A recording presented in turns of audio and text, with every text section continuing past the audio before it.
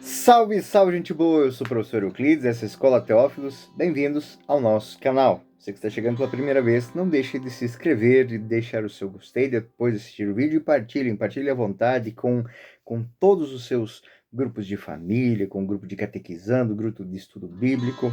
Faça com que esse nosso conteúdo possa chegar cada vez mais a mais pessoas. Muito obrigado por você que já se inscreveu, por você que partilha o nosso canal, que comenta com o nosso canal, que dá o seu joinha lá no nosso canal. Muito obrigado mesmo, do fundo do coração. E também muito obrigado a todos aqueles que colaboram com o nosso canal. Aqueles que fazem as suas doações de uma maneira contínua, pausada, de maneira formal, informal, de maneira anônima. Muito obrigado pela sua colaboração aqui com o nosso canal. Saibam, é uma obra de evangelização, né? Bom, gente boa, hoje nós vamos à 20ª lição, Gênesis. Estamos no capítulo 12, possivelmente já vamos passar para o capítulo 13 hoje. Abraão, o primeiro patriarca. Nós vamos ver hoje Abraão no Egito. Nós vamos entender qual é a dinâmica do autor deuteronomista. Qual é o intento desta grande viagem de Abraão, né? Já lhes adianto, nesse paralelo entre Abraão e a história do povo de Israel, o povo de Israel foi para o Egito. Então, existe aqui uma grande ligação, uma intenção de fazer essa ligação com o êxodo.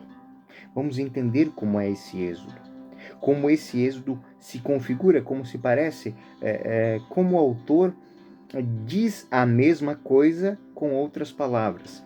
Ou seja, como o autor consegue chamar a reflexão do nosso êxodo cotidiano, das nossas indas e vindas.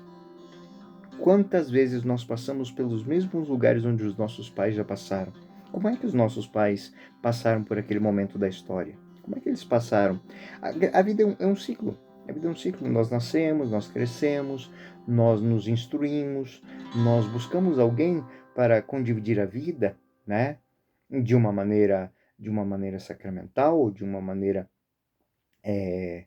oficiosa, mas nós partilhamos a nossa vida. E nessa partilha de vida, nós temos as nossas dificuldades, nós temos os nossos... Como é que nós fazemos essa nossa passagem pela vida? Como é o nosso êxodo? Como é o nosso caminhar na vida? Essa é a grande reflexão que está nesta caminhada de Abraão, aquele peregrino de Ur, no Egito. Aqui nós temos que entender a consciência que o autor bíblico quer dar de Abraão. Abraão, este homem que recebe um projeto de fé, que está se colocando, mas que em alguns momentos ele sente medo. Ele sente medo porque, paradoxalmente, tudo aquilo que lhe é ofertado, que lhe é prometido, parece que fica cada vez mais distante. Parece que as coisas não acontecem do jeito que... Uma coisa é a bênção de Deus. Uma coisa é o projeto de Deus. Outra coisa é a nossa compreensão do projeto de Deus e é a nossa compreensão da bênção de Deus. Isso é algo tão familiar a mim e a você que chega a ser assustador. Eu acredito que muitos de vocês já se depararam com situações dessa. Sou um homem abençoado por Deus? Sou. E não posso arredar o pé desta convicção. O grande problema é que muitas vezes eu tenho dificuldade em explicar para mim e para minha família e para os que me cercam como é que essa bênção se dá na minha vida. Por quê? Porque a conceituação dessa bênção existe uma para mim, existe uma para aqueles que me cerquem, para aqueles que me conhecem e outra para aqueles que não me conhecem. Abraão passa por isso. Abraão tem essa experiência. Vamos entrar nesse texto e os senhores vão compreender mais profundamente como é que isso se dá. Abraão no Egito. O autor, ele nos mostra que Abraão, ele confia em Deus, acredita na promessa, mas a promessa está em perigo. Após aquela introdução, aquela genealogia teológica, quem é o pai de Abraão, de onde ele veio, agora somos apresentados a um paradoxo. O que é um paradoxo? É quando algo que se apresenta na vida não combina com aquilo que a vida pretende ser. A promessa corre o risco de ser neutralizada, ou seja, ele foi enviado, tirado da sua terra e enviado para outra terra. Mas aquela terra onde Abraão está é assolada por uma fome. É assolada por uma fome. A fome chega àquela terra que deveria ser parte da bênção, ela está vazia. Há fome nela.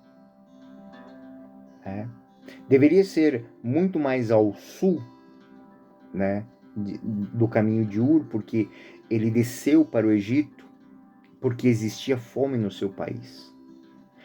Gênesis 12, 10. Sobreveio, porém, uma fome naquela região, sendo uma grande miséria que a assolava. Abraão desceu ao Egito para aí viver algum tempo. Então, primeira coisa que o texto, o autor quer deixar aqui, a promessa não se extingue. Ela apenas se expande. A bênção, ela é levada por Abraão. Abraão leva a bênção. Onde quer, eu estarei convosco. Isso é algo que se encontra no Novo Testamento, dito por Jesus, e nós não nos damos conta. Onde quer que eu vá, a bênção vai comigo. Isso é muito interessante porque o povo de Israel via a bênção atrelada a um pedaço de terra. O povo de Israel sofre muito com isso e não se dá conta dessa experiência que Abraão vai fazer agora, que a bênção vai comigo onde quer que eu vá. Essa experiência que Abraão faz é a mesma experiência que fez José no livro do Êxodo. José, no livro do Êxodo, que nós vamos ver, é outra. Então, eu estou vendo em Abraão. Vou ver isso de novo em Moisés. Vou ver isso em José. Vou ver isso em Moisés. Vou ver isso em Josué. Todos esses caminhos sempre têm esta dinâmica. O povo de Israel foi abençoado. A bênção caminha com eles. Então, é algo muito interessante para se entender isso, para se compreender isso. Então, os nossos pais vivem a sua vida e em cada momento da sua vida existe uma bênção. Ela vai com eles, onde quer que eles vão. E não importa se eles vão ter que mudar de cidade, se eles vão ter que mudar de emprego, se eles vão ter que mudar de país, a bênção vai com eles. A bênção não está atrelado àquela casa, não está atrelado àquela cidade, não está atrelado àquele emprego, a bênção está consigo. Tenha fé e essa transformação do mundo se dá. Muitas coisas acontecem na nossa vida para que nós levemos a bênção a outras pessoas. Deus nos tira dessa ataraxia de não sentir nada por ninguém e nem por lugar algum. Sentir saudade, sentir carinho, sentir afeto, sentir apego é algo lindo, porém não pode nos bloquear de deixar a graça acontecer onde ela tiver que acontecer. Uma frase muito bonita: onde está um cristão, ali está Cristo. Se nós tivéssemos essa consciência, seríamos homens e mulheres muito mais missionários. Muito mais missionários. Nós, de vez em quando, assim, na história da igreja, temos alguns insights, alguns deles que não funcionam muito bem, mas são movidos por essa boa vontade, né? Essa boa vontade de levar Cristo. Só que esta vontade, ela tem que ser pura, sempre. Porque senão acontece o que vai acontecer agora. A manipulação do meu medo. Colocando esse medo a serviço, colocando esse medo como empecilho, muitas vezes até ao plano de Deus.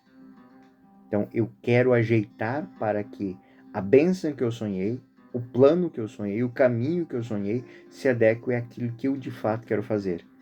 É por isso que o Cristo vai dizer com todas as palavras: seja feita a tua e não a minha vontade.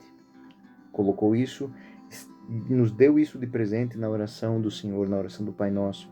Seja feita a tua vontade. Pai nosso que estás no céu, santificado seja o vosso nome. Venha a nós o vosso reino. Seja feita a vossa vontade. Seja feita a vossa vontade.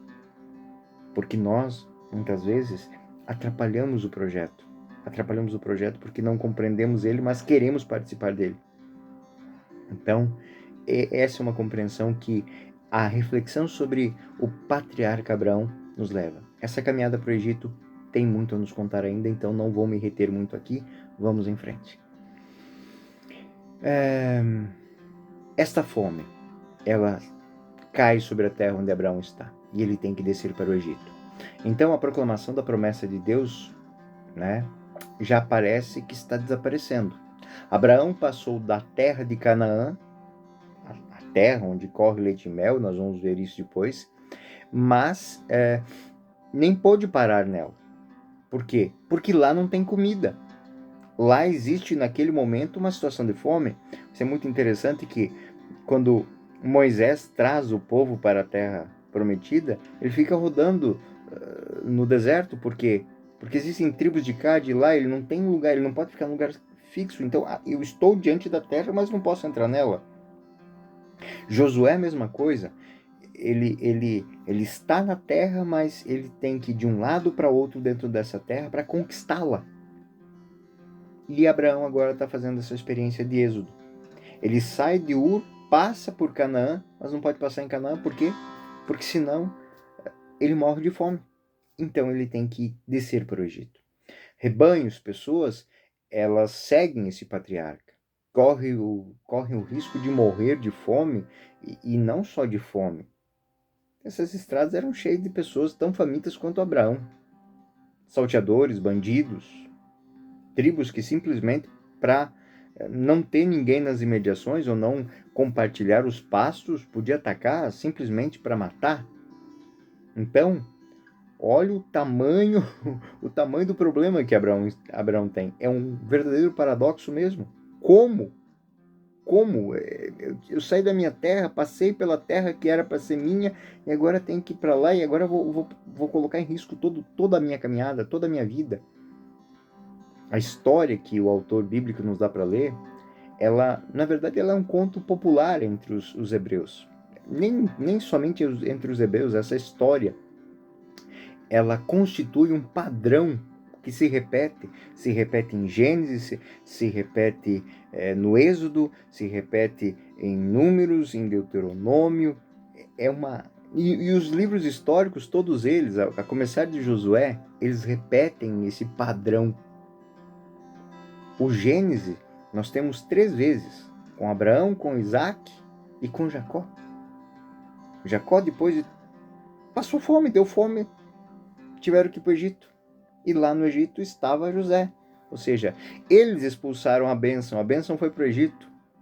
José, que era alguém que tinha convicção de que Deus faria a transformação do seu povo, ele é expulso, ele é vendido. E a bênção vai para o Egito. E o Egito prospera. E o povo de Israel passa fome. A família de Jacó teve que ir para o Egito buscar comida. E mal sabiam eles que a comida que estava lá tinha sido produzida, tinha sido pensada, era a graça de um homem que agia pela graça de Deus, José. Então, essa história, ela se repete várias vezes, e o autor bíblico quer que o povo pense assim, quer que o leitor ele entenda isso, que os caminhos por onde passaram seus bisavós, seus avós, seus pais, ele não é muito diferente do seu. O fato é como eles passaram por esse caminho. Em desespero, em sofrimento ou em graça. Esse fato da repetição da mesma história, parece que ela foi generalizada. Não devemos ler dessa maneira. Temos que ter, porque muitas vezes a gente lê o texto com um olhar moralista, né? A atenção que a gente tem que ter aqui é uma atenção à narrativa. O que é que está sendo dito? qual a intenção que está por detrás de cada ação dos personagens. Sim, é um texto muito popular e, de certa maneira, até meio arcaico na maneira da gente compreender ele. Compreender essa mensagem teológica de algo tão simples, às vezes, não é tão simples assim. Abraão acha que o faraó, né, a primeira coisa que vai nos deixar, até esses dias atrás, numa aula, fui questionado sobre isso. Numa aula de moral, fui questionado sobre uma ação de Abraão. Abraão, movimentado por Deus, conduzido por Deus, um homem de fé, ele mente. Ele mente, ele salva a sua pele, ele se coloca numa situação que do ponto de vista moral não é nem um pouco confortável. Abraão, ele acha que o faraó vai tirar sua esposa, porque ela é muito bonita. Em seguida, ele trama uma história com Sara. Ele diz para Sara que é para ela mentir. Ele mente, ele arquiteta uma mentira. Olha aqui, a pessoa passando por dificuldade, não compreendendo a bênção e querendo ajudar Deus, querendo salvar o projeto de Deus com as suas próprias forças. Gênesis 12, 11, 13. Olha como é interessante. Quando estava para entrar no Egito, disse a Sara, sua mulher: escuta, sei que és uma mulher formosa. Um elogio, mas olha o que tem por detrás dele. Quando os egípcios te virem, dirão: é uma mulher, e me matarão, conservando a ti a vida. Dize, pois, que és minha irmã, para que eu seja poupado por causa de ti, e me conservem a vida em atenção a ti. Olha o que está sendo dito aqui. Ele está dizendo que ela é irmã, então se ela for irmã e alguém quiser ela, ele vai ter direito a um dote. Alguns estudiosos, eles encontram neste discurso uma antiga fantasia do povo de Ur, que é uma espécie de casamento em que a esposa é adotada e se torna a própria irmã, né? Dentro da cultura deles. Portanto, também assume os direitos dentro de uma família. Mas essa história que tem essa etnologia muito arcaica, ela não combina muito, ela nem nos interessa muito, mas o autor bíblico, ele tinha essa história na cabeça, ou seja, quando eu caso, a minha esposa se torna minha irmã, porque ela faz parte da minha família, aquele conceito de fazem parte do mesmo clã, da mesma família. E quando alguém falece, faz parte desse clã e falece, aquela mulher, ela tem direito também ela passa a ser uma irmã. Então, se ela ficar viúva do seu marido, eu posso dar ela em casamento e receber um dote por ela. Olha como que é essa história muito interessante. Portanto, também ela assume esses direitos. Né?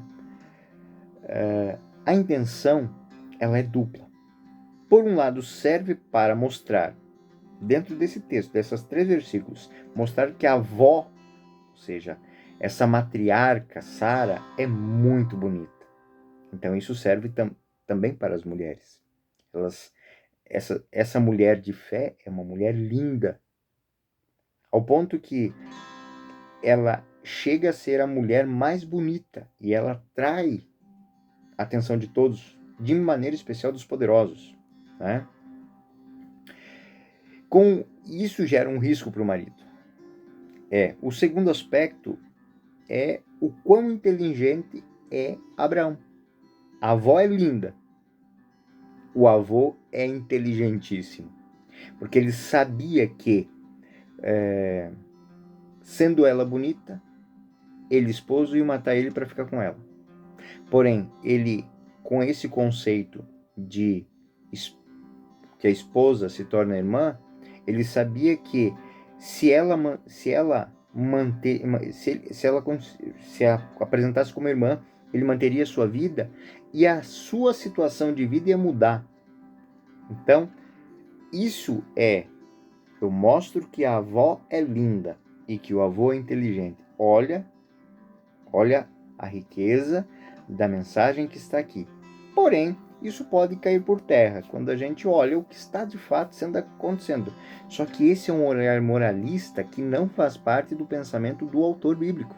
O autor não está focando, não é uma catequese moral, é uma catequese sobre a caminhada de fé de um homem.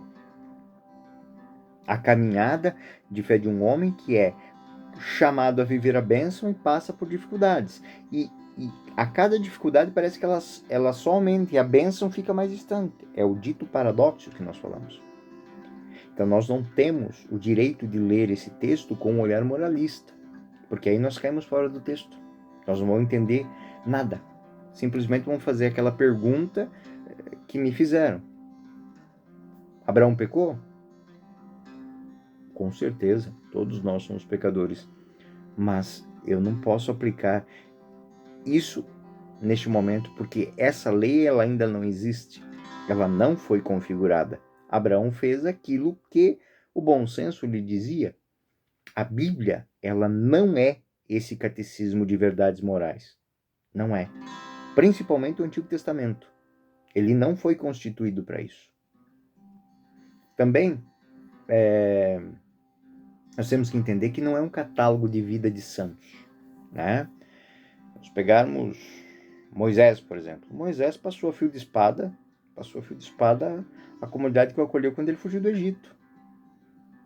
Por que ele fez isso? Possivelmente é uma maneira de dizer que se uma cultura estranha, se um povo estranho, se uma religião estranha que está próximo te causa afastamento da fé, você deve cortar relações com ela. Então esse é o entendimento que se tem do texto. Mas a maneira com que isso tinha que ser entendido por aquele povo naquela época, passa o fio de espada. Corta o mal pela raiz. Ou o que disse Jesus, eu acho que ninguém tentou arrancar o olho até hoje, nem cortar a mão fora, né? Talvez Tertuliano, que tentou se emasculou com uma pedra, não é uma coisa muito comum, porque a gente sabe compreender as coisas como quando elas são ditas e a maneira com que elas são ditas. Jesus disse: se teu olho te leva a pecar, arranca. Nossa, ia ter tanto cego andando por aí. Se tua mão te leva a pecar, corta. Se a língua corta, né? Aqui é a mesma coisa. Aqui nós temos que entender que não é um catálogo de transformação de santos, uma história de santos. Aqui são homens reais e que tem que usar tomar decisões reais, situações reais e resolver problemas reais, tá? Esse texto serve para dizer que, embora o homem seja pecador, e aqui Abraão é pecador, porque ele se mostra um pecador, ele não está aqui, neste momento, como a mostra de um santo. Ele nem sempre será positivo, mas ele será real. E é cuidando da vida e é percebendo o que acontece na vida dos homens reais que a gente aprende com eles. Né? Os homens das fábulas, das histórias, são perfeitos. Mas o que fazer com um homem perfeito que não existe? Duvidar dele. Né? Os príncipes dos contos de fadas são queridos por todos. Né? Todas as princesas querem esse príncipe. O fato é que o que fazer com uma pessoa que não existe? É muito melhor ter um que existe e cuidar dele. Simples assim. E é isso que o autor bíblico quer quando ele apresenta este homem real. Quando nós olhamos para o Novo Testamento, nós também vemos essas coisas, só que a gente não questiona dessa maneira. Pedro traiu, Judas traiu. Aliás, os 12 apóstolos traíram, né? Porque eles meteram o pé na hora que Jesus foi preso, então todos eles traíram. Mas o que tem para além da traição? A conversão, a mudança de vida, chorar seus pecados. Vamos sair do Novo Testamento e vamos para o Antigo de novo. Davi, poxa, Davi era adúltero, interesseiro, orgulhoso, traidor, cruel. Temos que entender essas coisas, porque a Sagrada Escritura não é esse catálogo de santos. Ela é um catálogo de homens e mulheres reais que querem nos dizer como buscar Deus numa vida real, numa história real, como Deus se manifesta. E o final da história de hoje exatamente vai ser isso. O que acontece no final de tudo isso? Bom, as coisas não estão indo exatamente como Abraão previu. Não estão. Ele achou que ia para a terra de Canaã, ia ter uma filharada correndo atrás deles, a mulher dele não tem filhos. Mas olhe, paz, meus senhores, se ela tivesse filho aqui, como é que ele ia explicar que ela era irmã? Teria morrido ali. Teria morrido ali o projeto da bênção e de uma família tão numerosa quanto as estrelas do céu. Mas ela não pode ter filhos. Ela é dada como estéril. Então eles passam pela terra de Canaã e nenhuma criancinha chorou na tenda. E eles chegam, para não morrer de fome em Canaã, eles vão para o Egito. E lá ela é apresentada como irmã.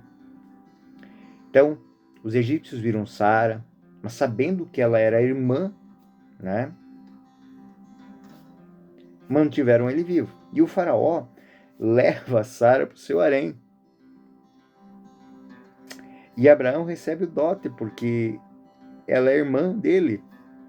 E, portanto, além dele ficar vivo, ele embolsa um dinheiro. Gênesis 12, 14 e 16. Chegando Abraão no Egito, os egípcios notaram que sua mulher era extremamente bela. Os grandes da corte, vendo, elogiaram diante do faraó. A mulher foi introduzida no palácio. Por causa dela, Abraão foi bem tratado pelo faraó, recebeu ovelhas, bois, jumentos, servos, servas, jumentas, cabelos. Mas no versículo 17, o narrador enfatiza um ponto de virada na história. Como há um ponto de virada na história de José, como há um ponto de virada na história de Moisés, ou seja, são homens de graça, são homens sob a tutela de Deus, são homens sobre os olhos de Deus. O Senhor, porém, feriu com grandes pragas o faraó, sua casa, por causa de Sara, a mulher de Abraão. Por causa do povo de Israel, ele feriu o Egito com as pragas. Olha como está. Por causa de José, foi ferido as tribos de Jacó, que tiveram que buscar comida no Egito. Quem conta esse episódio agora já começa a entender que ele se parece muito bem com os fatos do Êxodo. Esse episódio é a virada na vida de Abraão. É um êxodo em miniatura. Abraão também veio para o Egito porque teve que lidar com Faraó. Historicamente, é impensável que um nômade semita que acampa em algum pasto tenha contato com o próprio Faraó. Nós não imaginamos que isso aconteceu. Mas o texto não está interessado em contar um fato histórico, ele está interessado em contar o quê? Um êxodo de Abraão. E, como todo êxodo, tem um contato com o faraó, tem uma peleja com o faraó. Essa história, ela é teológica, ela serve como símbolo de reflexão. Símbolo de reflexão. Quem nos causa problemas são os poderosos. Quem nos causa problemas são aqueles que querem aquilo que não é deles, que não se contentam com o que não é deles. É isso que está sendo dito. Assim como Moisés tem contato contínuo com o faraó, ou seja, porque Sara era linda, então ele foi para dentro da corte. Aqui Abraão tem relações diretas com o faraó. E o que será dito das pragas do Egito? Grandes calamidades marcaram a libertação do povo. Aqui elas são antecipadas. Essas são as grandes calamidades que atingem o faraó, que percebeu o seu erro. E é uma forma do autor de reconstruir historicamente o fato. E temos que olhar para a história aqui porque ela tem um cunho, ela pode nunca ter acontecido com Abraão. Mas por ter sido contado pelos filhos de Abraão e ser conhecida, essa história, ela passa a existir, ela passa a ser. Quantos problemas, quantas pragas já houve no Egito? Em algum momento alguém vai cruzar. Eu me lembro que isso aconteceu no Egito. E então, as mulheres hebreias passam, por mais bonitas que elas sejam, passam a ser respeitadas. Porque ninguém vai querer se meter com um Deus que castiga quem toca a mulher de outro. Olha onde essa história termina. Como é que esse encadeamento é construído pelo autor. E essa história que vai passando de pai para filho, ela vai gerando, talvez algo mais ou menos comparado com isso, seja o encontro dos hebreus, da tribo de Israel, que está na região de Jericó e vai entrar na cidade. E é acolhido pela prostituta, e a prostituta diz assim: nós temos medo, todo mundo tem medo, porque nós sabemos o que o Deus de Israel, o Deus Altíssimo, faz com aqueles que não respeitam Israel, com aqueles que fazem mal, com aqueles que perseguem Israel. Olha, essa história, ela é repercussão dessa história aqui. É uma forma do autor reconstruir historicamente o fato. Temos que olhar para a história tentando entender o que o autor quis comunicar. O que o autor quis comunicar? O autor quis comunicar que Deus sempre está à frente, que Deus sempre protege, que Deus sempre cuida. E algo que vem posteriormente isso, viram como Deus cuida deles? Olha o que aconteceu com os egípcios, olha o que aconteceu com os reis amorreus. Olha, porque aqui, muito mais que o homem Abraão, que a mulher Sara, é a bênção deste Deus que não se afasta. Se Abraão tentou humanamente salvar a situação do seu jeito, com a sua inteligência, cometeu erros. Sim, cometeu. E Deus vem agora intervindo para salvar a situação. Realmente. E ele garante que a promessa continue. E aí nós saímos há uma ruptura com aquilo que está errado e volta para os trilhos. E exatamente isso é outra grande mensagem. Quando o homem se afasta, Deus coloca o homem no trilho. Isso de uma maneira bondosa, de uma maneira com chicote, como diz o ditado, né? Se não vai pelo amor, vai pela dor. Gênesis 12, 18, 20. O faraó mandou chamá-lo e disse: que me levaste a fazer? Por que não me dissesses que era tua mulher? Por que dissesses que ela era tua irmã, levando-me a tomá-la por esposa? Mas agora, eis tua mulher, toma, vai-te. O faraó deu ordens aos seus para reconduzir Abraão, sua mulher, e tudo o que lhe pertencia. Olha, o medo que se gerou, o medo, foi grande que ele entrou no Egito com uma mãozinha na frente e outra atrás, e sai agora da mesma maneira que saíram os filhos de Israel quando o faraó os expulsou depois das pragas. Eles foram para a terra de Canaã, rodaram pelo deserto, tudo, mas eles saíram de lá acrescidos de algo que eles não tinham quando foram para lá. Talvez, muito mais que dinheiro, era experiência. Esses homens tiveram contato com cultura, esses homens tiveram contato com ciência, mas para muito mais que isso, eles tiveram contato com uma experiência de Deus que não os abandona. Estamos na essência do texto. Estamos na essência do texto, é isso que o autor quer dizer. Por onde quer que vás, eu estarei contigo. Livro de Samuel. Por onde quer que vás, eu estarei contigo. Essa situação dramática do Egito está superada. Aqui está o êxodo de Abraão.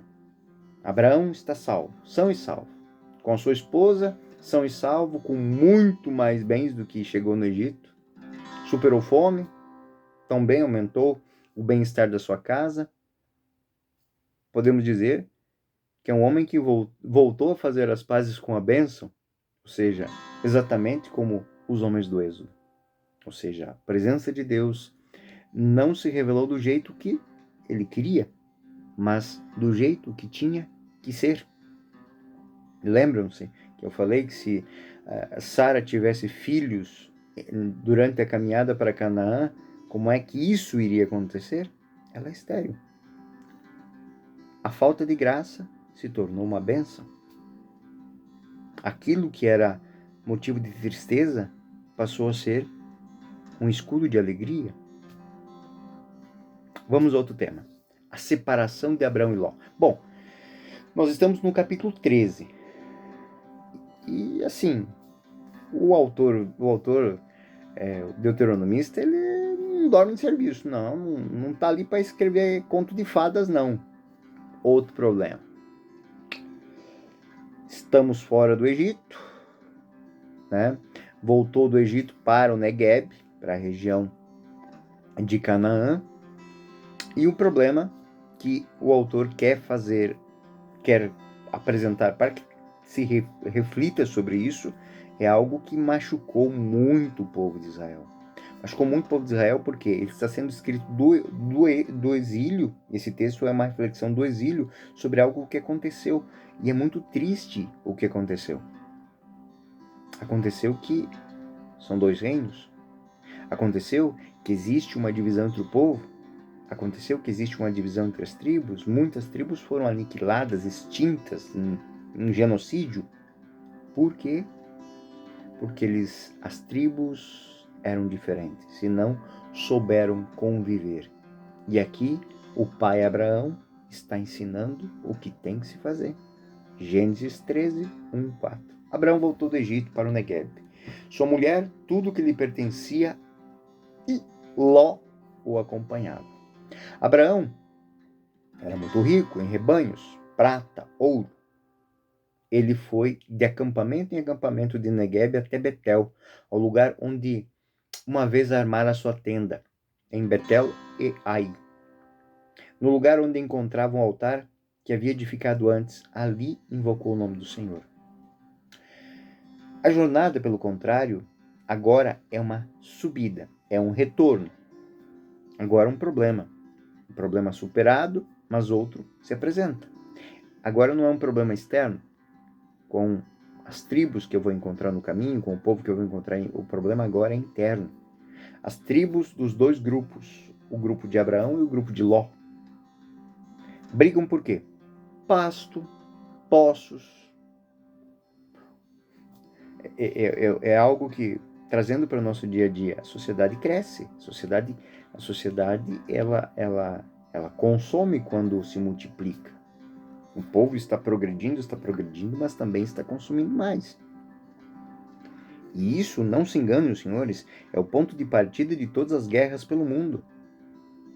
Nós disputamos víveres, nós disputamos possibilidades, nós disputamos materiais, são minerais, são alimentos, é espaço, né? Então, até quem joga Minecraft sabe disso. As lutas são feitas porque alguém quer um pedaço de terra, que eu tenho uma plantação, que eu tenho um rio, ou que eu tenho uma mina, né? Então, essa reflexão é uma reflexão que o autor bíblico está se fazendo a partir de um problema interno. Ou seja, eram dois clãs que viviam juntos, que conviviam no mesmo território e que a terra não tinha de tudo. Não tinha tudo para todos. Abraão era poderoso, tinha muitos bois, tinha muitas ovelhas, mas mesmo assim nós temos aqui um problema de ruptura, há um risco de confronto. E aí a posição de Abraão. Abraão se apresenta como alguém generoso, magnânimo, verdadeiramente um nobre líder, um líder de clã nobre.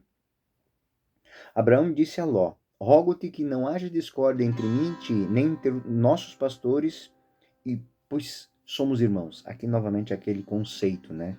Esse princípio de Abraão é importante. A teorização da fraternidade. Saber que é irmão, saber que faz parte do mesmo povo, saber que estamos no mesmo barco, que estamos ombro a ombro, lado a lado. Nós não podemos entrar, a casa não pode se dividir. Somos irmãos. E entre irmãos não deve haver discórdia. É isso que o povo de Israel está dizendo. Está dizendo não só para eles, está dizendo para a humanidade. Nós estamos passando por momentos difíceis nos nossos dias, no nosso tempo, porque as pessoas se esqueceram disso. Gente que nasceu na mesma região, tem a mesma língua, tem os mesmos costumes, passou pelas mesmas dificuldades. É uma luta fratricida. E o texto está dizendo que alguém de bom senso tem que se colocar neste momento e dizer: nós somos irmãos. É o princípio muito importante que o povo de Israel coloca, o princípio da fraternidade. Gênesis 13:9. Eis aí toda a terra diante de ti. Separemo-nos. Se fores para a esquerda, eu irei para a direita. Se fores para a direita, eu irei para a esquerda. Eu te dou a possibilidade de escolha. O que você escolher para mim tá bom. Essa magnanimidade de Abraão, ela tem por detrás a confiança em Deus. Ele já tinha feito uma experiência. Ele já tinha experimentado que Deus não abandona. A fé de Abraão, ela só cresce. Ele deixa a escolha para o sobrinho. Ele é o líder, ele é grande, ele é o depositário das promessas. Ele deveria ter sido o único a escolher. E se alguma coisa remover Ló, que foi procurar a terra. Então, ele deveria dizer: Ló, vai para lá que eu vou para cá. Não. Ele sabe que ele é grande, ele sabe que ele é o líder. A promessa está com ele. Ele é a fonte. Ele é o depositário da bênção. O narrador apresenta Abraão com uma generosidade muito grande. Daquele que dá precedência ao outro grupo. Precisamente como deve fazer o irmão. O irmão deixar que o outro decida, que o outro tome a decisão. Ou quando chegam no equilíbrio, que ambos tomem uma decisão coerente. Essa imagem teológica, ela comunica uma mensagem muito importante. É isso que nós devemos entender. O texto, ele está dizendo com todas as palavras que Abraão deixa Ló fazer o seu caminho do jeito que ele decidir. Por quê? Porque o caminho dele, quem decide, é Deus. E olha como é que o autor coloca isso no texto. É fabuloso. Talvez os senhores já leram muito isso, mas quando lerem agora com esse olhar que eu vou dar, vocês vão dizer: meu Deus, olha só, como é que pode um negócio desse? Li tantas vezes, não vi. Prestem atenção. Gênesis 13:10, 13. Ló levantou os olhos, viu toda a planície do Jordão era regada de água. O Senhor não tinha ainda destruído Sodoma e Gomorra, como o jardim do Senhor, como a terra do Egito, ao lado de Tsoar. Ló escolheu toda a planície do Jordão e foi para o Oriente. Foi assim que se separou um do outro. Abraão fixou na terra de Canaã e Ló nas cidades da planície, onde levantou suas tendas até Sodoma. Ora, os habitantes de Sodoma eram perversos e grandes pecadores diante do Senhor. O autor termina esta de forma evocativa. Ele contará muito mais tarde a continuação dessa história, mas agora ele já dá indicações úteis ao leitor que não pode se esquecer do que está acontecendo. Quando lemos sobre a destruição de Sodoma e Gomorra, teremos que lembrar desse detalhe inicial. Ló escolhe ir viver num lugar que era lindo, abundante, fabuloso. mas cheio de gente depravada. Humanamente, a sociedade é marcada por esse mal. A terra é grande, é bonita, mas é covil de desonestidade, é covil de interesses, é covil de corrupção. Então, aqui está sendo dito uma coisa para o israelita: não busque nunca uma terra que tenha abundância, que tenha riqueza, porque junto dessa terra sempre vai ter pessoas desonestas, infames, depravadas. A escolha de Ló, ela se opõe à escolha de Abraão, e nós vamos perceber isso. O autor quer mostrar: a escolha de Ló, ela se funda em critérios humanos, se funda em desejos humanos, em gostos humanos, em perversões humanas, até podemos dizer. A escolha de Abraão é diferente. O narrador inseriu um texto teológico, uma palavra de Deus para Abraão. Se Ló ergueu os olhos e viu a terra, e compreendeu, entendeu e tomou posse dessa terra, Gênesis 13:14, olha a posição de Abraão. O Senhor disse a Abraão, depois que Ló deixou: levanta teus olhos e do lugar onde estás, olha para o norte e para o sul, para o oriente e para o ocidente. Ló levantou os olhos para Abraão. Deus diz: levanta os olhos. Esses são detalhes que não podemos deixar de aprender e notar da história. E se faz por si mesmo. Abraão, diferente de Ló, ele não se faz por si mesmo. Abraão, diferente de Ló, não toma suas decisões por si mesmo. Abraão, diferente de Ló, ouve a palavra de Deus. Ló escolheu tudo que era melhor. Ele quis tudo.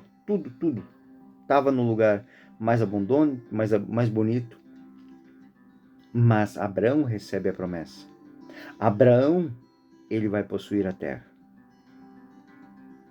Ló escolheu o mais bonito, pedacinho dele. Deus disse: olha para o norte, para o sul, para o leste e para o oeste. Muito permanecerá sem descendentes. Abraão terá uma linhagem sem número. Ou seja, Ló foi para um lugar que depois a gente vai lembrar isso. Ele perdeu a sua descendência porque a sua mulher morreu. Perdeu o vínculo com o seu povo. A sua tribo foi derrotada. Voltou de lá só ele. Ló possui imediatamente. Tomou posse, mas vai perder tudo. Abraão teve que esperar a realização futura, mas a sua posse durará para sempre. Olha como o texto nos trouxe aqui. Olha como isso é profundo. A cena de Ló serve como um contraste com a vida de Abraão. Mas a cena de Ló é aquilo que a gente vê todo dia. Pessoas que disputam o melhor pedaço do bife, o melhor pedaço do pernil, o melhor assento no ônibus,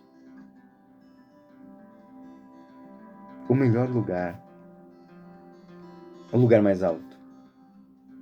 Ló representa o homem que quer tudo imediatamente e tem como finalidade o material. Ele quer estar com os pés no chão, ele quer ficar seguro com aquilo que ele tem.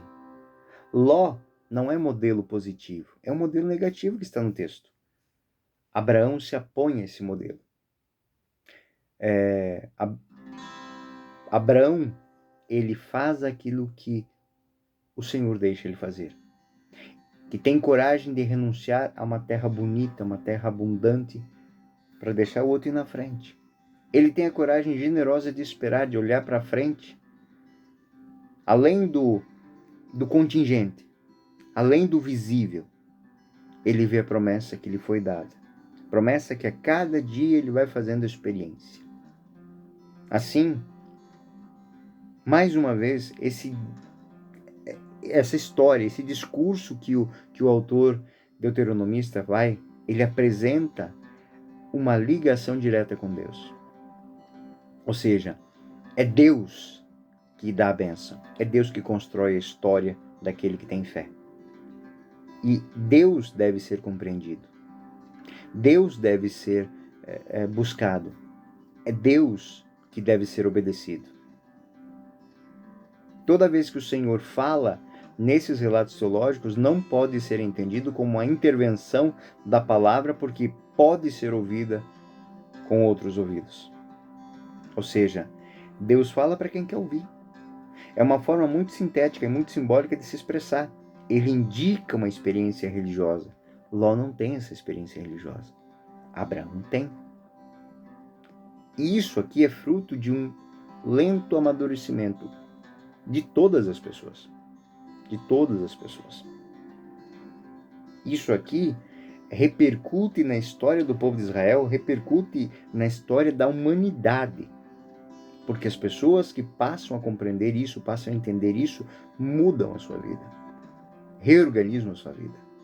Ouvir Deus falar não é simplesmente se ajoelhar e levantar as mãos para o céu.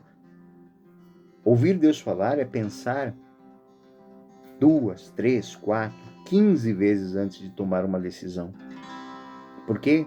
Porque entre um pensar e outro pensar, entre um questionamento e outro questionamento, o óbvio se revela, o escondido se apresenta, o imprevisto se compreende. Então, essa é a atitude que o autor está colocando. E vamos adiante. O Senhor, portanto, lhe diz, lembra que ele estava olhando para a esquerda, para o norte, para o sul, para o leste e para o oeste. Toda a terra que vês, eu darei a ti e aos teus filhos e descendentes para sempre.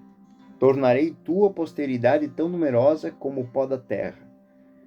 Se alguém puder contar os grãos do pó da terra, então poderá contar a tua posteridade. Levanta-te, percorre a terra em toda essa extensão, porque de te dar.